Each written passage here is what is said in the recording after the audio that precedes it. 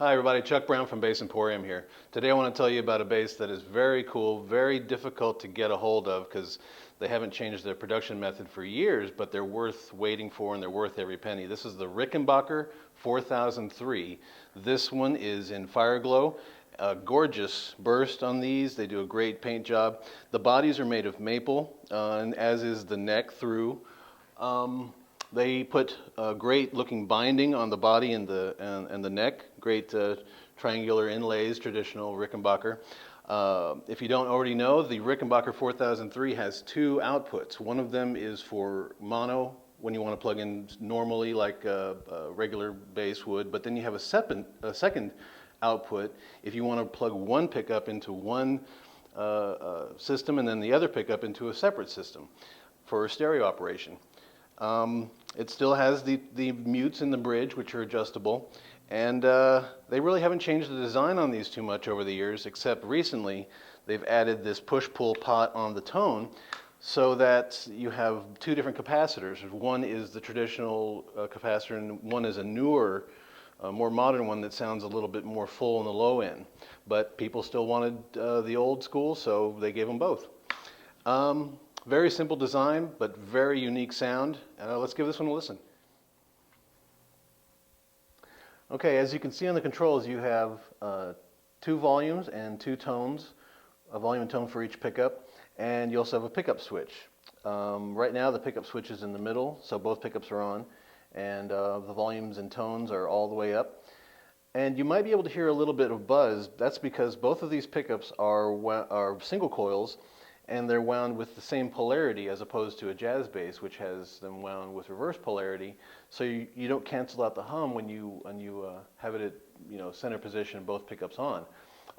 That's part of the Rickenbacker sound. Anybody who expects it to be dead quiet like a jazz, it's not going to happen. But that's what makes it sound the way it does. So I like it anyway. Right now we're plugged into the mono output into a Pro DI, and this is the sound of all pickups on.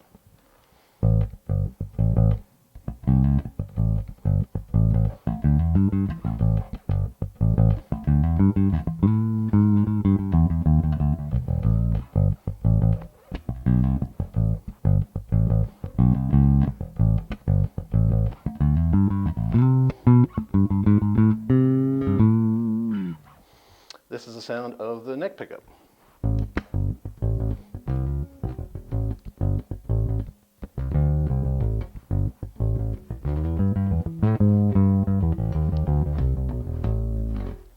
And here's the bridge pickup.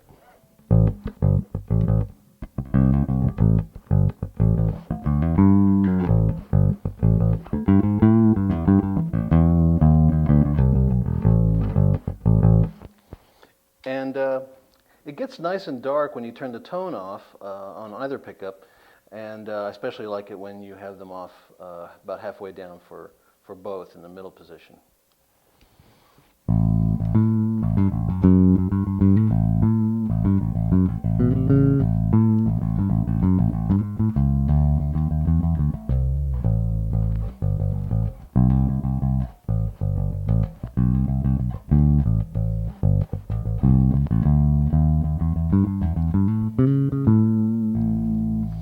And I'm going to show you what the different the vintage tone sounds like.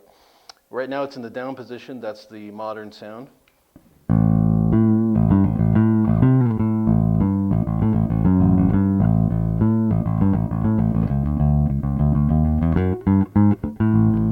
And here's in the out position, the vintage sound.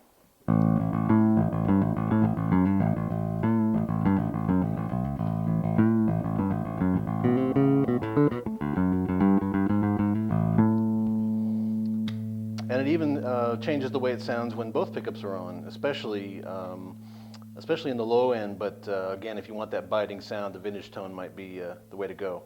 This is again the modern sound in the down position.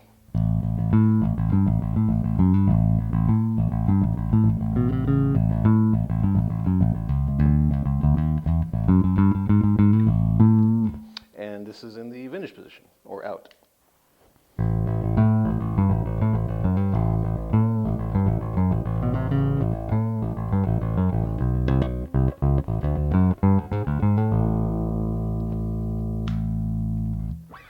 and it's a very, very nice sound on the Rickenbackers. They even sound warm in the upper range.